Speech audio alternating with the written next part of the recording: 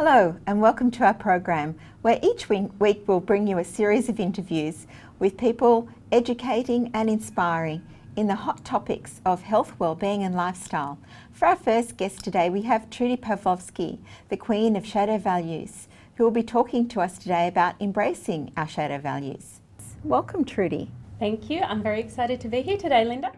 What are shadow values for our viewers out there?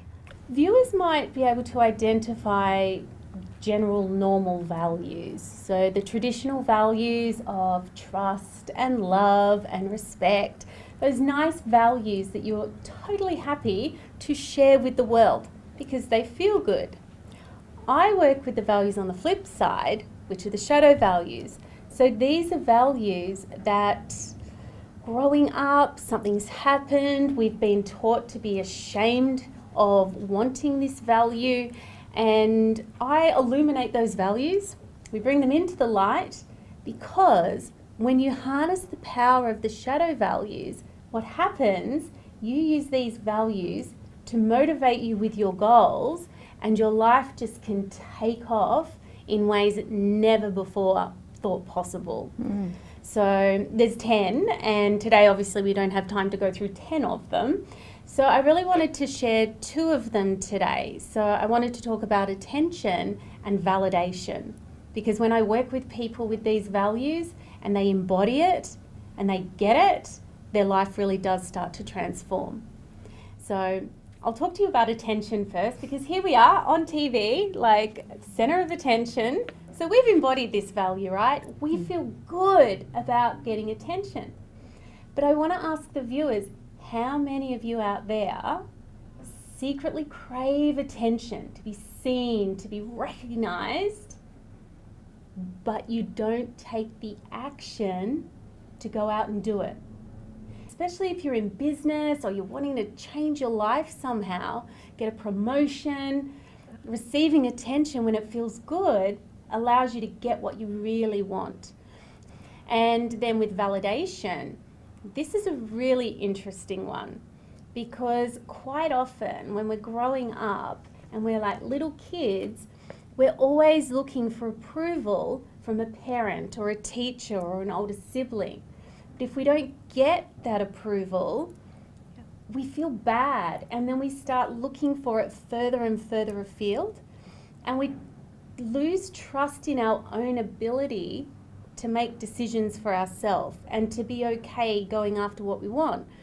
So when we learn to invalidate ourselves internally and stop asking 20 people around us if what we want to do is okay,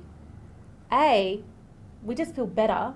We start taking action from a place that's so much more inspired. And if we're in business or if we're looking to create something in our life, we get the momentum because we're not constantly having to check in with somebody else. Trudy, we were talking off camera about imposter syndrome.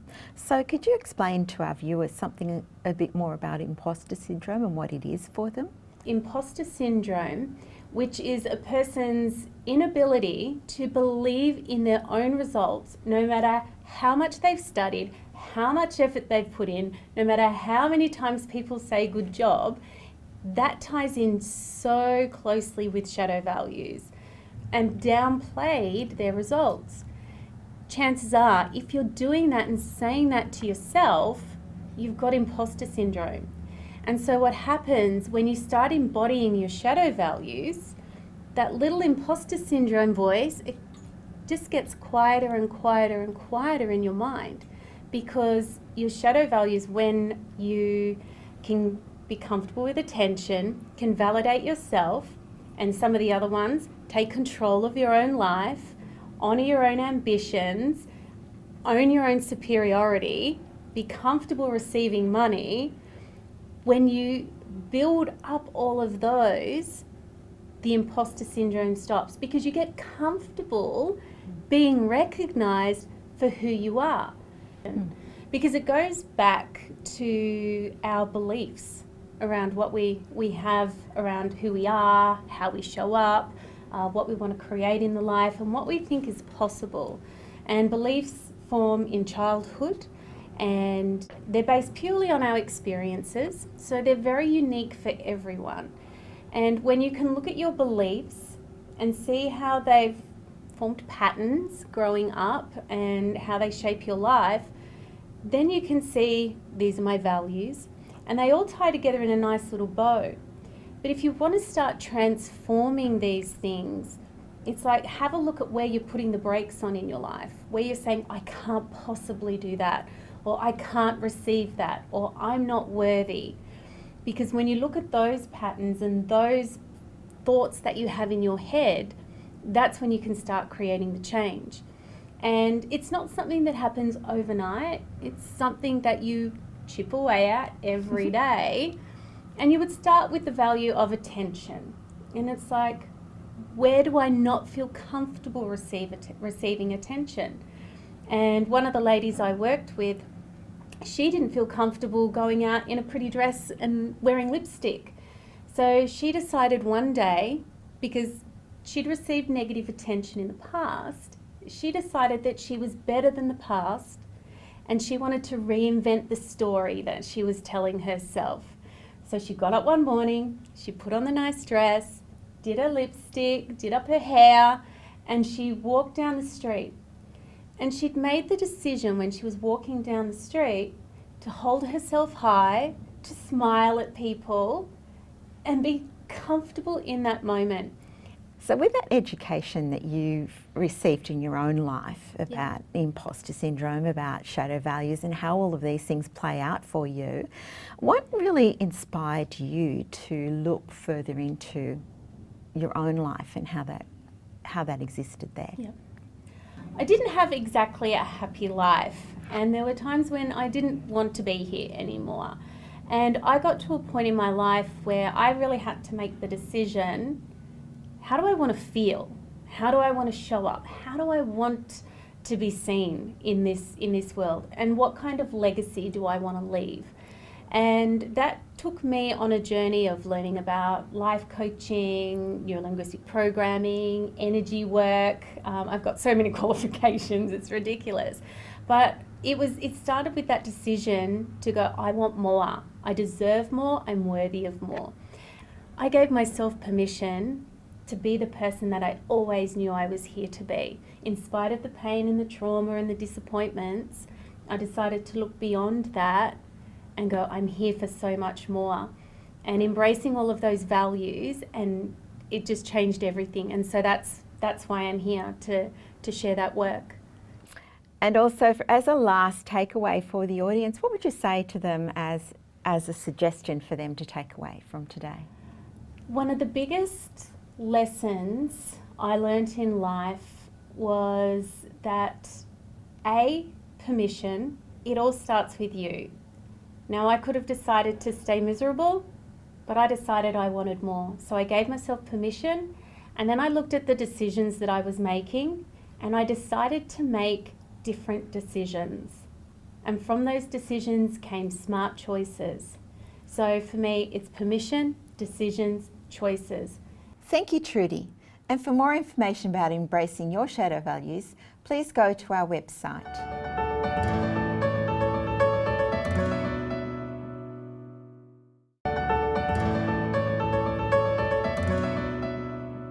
Welcome back, and we have Dr. Zara Chelik back with us, our integrative health and wellness expert, and today she's talking to us about stress management.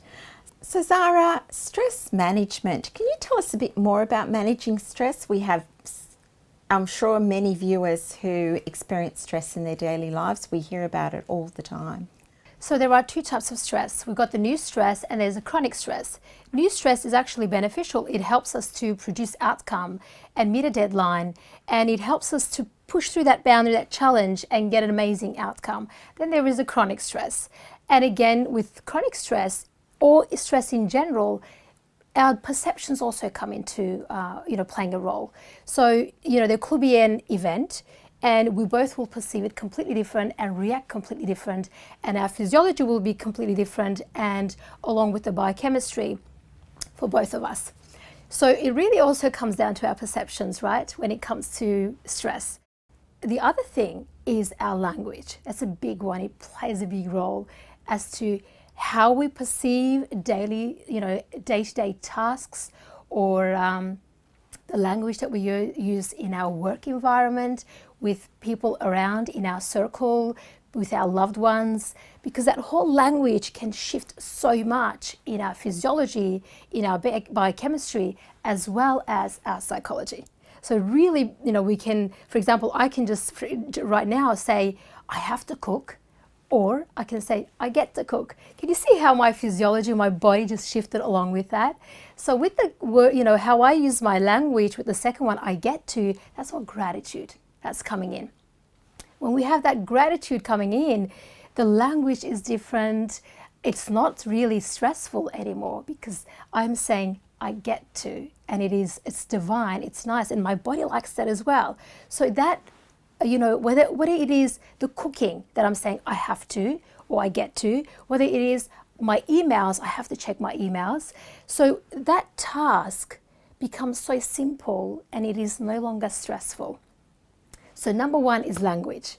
What language are you using to associate with your daily, day-to-day tasks, activities, or with people around in your circle? So that's a big one.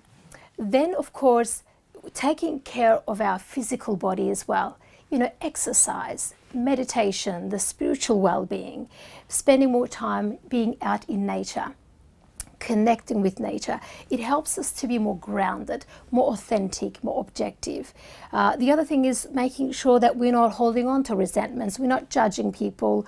We are conserving our energy to produce amazing outcome, optimum outcomes, sustainable outcomes with things that we do, and we create that leisure and pleasure out of daily tasks and activities. So those things really come handy and very beneficial when it comes to managing stress skillfully. So we're not creating that imbalance in the nervous system, because when there is a chronic stress, there is an effect on our cortisol. There is effect on our hormones. There is effect on our adrenal glands, the cortisol levels. We don't want to overdrive that. We don't want to be in the fight and flight mode all the time, as if we're really running away from a tiger, a real threat. With the modern world, we tend to create that with the language that we use, or with our perceptions as well. So it is important that we are mindful of our language, mindful of the things happening, and to have gratitude and work on ourselves at mind, body, spiritual level, to create that balance, to create that equanimity and that equanimity within, and that equity between the others as well. So we are not challenged by little things, or by people, or with it could be at work with a colleague. So we're not feeling challenged, because we bring ourselves to be that authentic, objective, creative self. And that plays a big role. Just being that authentic, at all times, plays a big role really when it comes to managing stress skillfully. So for those people who are just starting out, I will say start paying attention to the language that you're using. But for the others, they've already been working on that, and also working on their well-being at mental level, emotional level, physical level, like exercising or being in nature and things like that, or practicing spirituality. Go to that next level of mastery and work on your mind. So when it comes to working on the mind, it is that immanent and transcend the mind, which I covered in our previous interviews. That is a big one, because mind really plays a role in terms of mental well-being, but also overall creating that equanimity, that homeostasis and equilibrium in the cells and within the cells. So that's what I would like to share and give to our viewers. Wonderful. And would you have any more, just to end the program, your absolute favourite advice for the viewers about stress management? So as I said, work on your perceptions, really analyse to see, are you making it bigger than it is? So I will say, start paying attention to your language and see whether it is something to make something greater out of it and perceive it as to be stressful.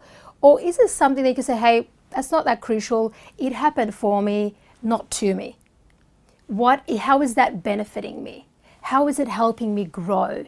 How is it helping me to thrive and go to next level? So start from there will be what I will really get people to focus and pay attention to. Well, thank you very much, Zara. Thank you for having me. And for more information on Dr. Zara Celik and stress management, then please go to her webpage on our website, healthwellbeingandlifestyle.com.au. And now we'll go to break, and after the break we'll be back with more guests and topics.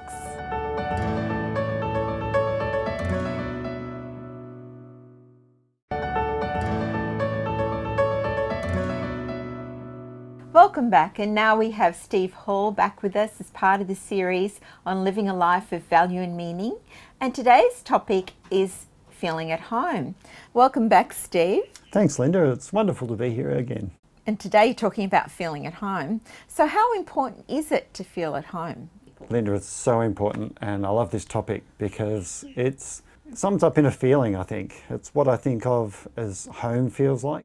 Home is a sense of belonging. You know, you really identify with where you are, and you know, it's the core of our being. You know, we've learnt who we are and why that's important, but it's also important to understand where we fit in, where we belong, where we feel at home. It doesn't have to be, you know, exactly the home you grew up in, but you need to feel at home somewhere, so it's hugely important. And why is it important in today's world, do you feel?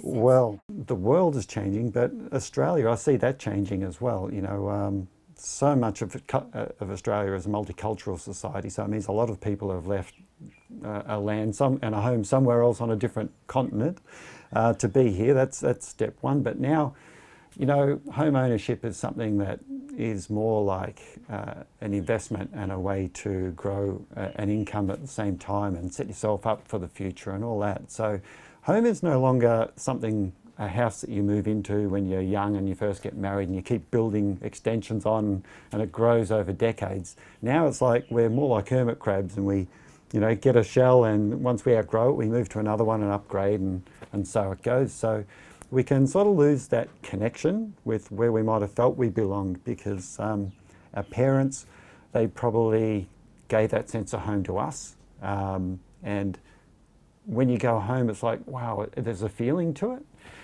But later on in life, when you get to middle age or older, you know, your parents sooner or later are going to pass away, and you'll be challenged, and it's like you could be searching for meaning and a belonging, and something's missing, you're not sure what, and it's this connection, this feeling of home. So it's really important that we got somewhere we can identify with it as well as identify who we are, and that goes full circle. You know, you learn who you are as a person, discover what your values are, and that you're living your values, get your identity, and you understand who you are. But now you need to have a sense of belonging with it. So when you've got those values and you incorporate them every day into your everyday life, and that could be something like, a value could be having fun, or a value could be connecting with other people. Once you understand what your values are, you know, your top 5 or 10 values, you bring them into your life all the time, and you've got to protect them with we call it a boundary, but it's like understanding what makes you you. And so then you can disassociate yourself with any drama going on in life. You don't take on all the drama that's happening around you. You know who you are, and you can look at it and you can feel separate to it. It's like, I understand who I am now. There's drama there, there's someone in trouble.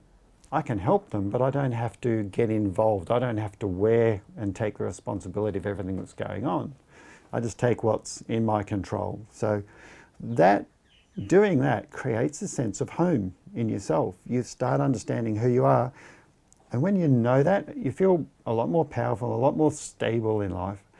And so no longer do you need somewhere like a home to identify with so that you belong there. It's like all of a sudden you can be in the middle of anywhere in the world, in the middle of any drama going on around you, and you'll feel a little bit more strong and calm in who you are, and you will have a sense of being at home. You've got all the memories that you're brought up with, all those lovely memories and emotions. You'll think of people that made you feel that way, but you will feel at home no matter where you are. It's like you're carrying it around with you. So it's very important. Well, it's so important too, because so many people rent. Yeah. Not everybody has a home base that they could call their home. Yeah. You know, once you have to move house, it's like creating that new home, isn't it? Exactly, and more people are renting nowadays for many different reasons, but it's like, isn't it so good to know that it doesn't matter where you are, what situation you're in, that you're going to feel at home no matter where you are. Like, it's really, really good way of living your life and feeling that certainty and sense of power. It's, I think we all need that. And so what would be the thing you could say for our viewers, that we get one thing that they could do just to help themselves feel at home with themselves? And this is the fun advice, you know. I don't like giving advice that's onerous or hard, you know, that people go, oh, I have to do that, like dieting, you know, you've got to stop doing something. The advice for feeling at home is do what you love, you know, which are your values. What you really value doing are the things that you love to do naturally and you want to experience all the time. So make sure you live more in accordance with what you love yourself and bring it to life. You are important, invest in yourself, make sure you do those things. Get a list of your values, sort it out. I can't recommend that highly enough. And do one of them every day, or all 10 every day, and watch your life explode. You know, you become very happy, very centered in who you are, and it's such fun to tick those things off at the end of every day, going, I really have done stuff for me. It's really important to bring the best version of yourself out in life, and this is how you do it. So thanks for joining us for this series. It's wonderful to have spent that time and get all of these valuable tips for our viewers. And we'll finish the show for today and we'll see you next time. So if you have any more information on Steve Hall and living a life of value and meaning, then please go to his webpage on our website, healthwellbeingandlifestyle.com.au. And we'll see you next week.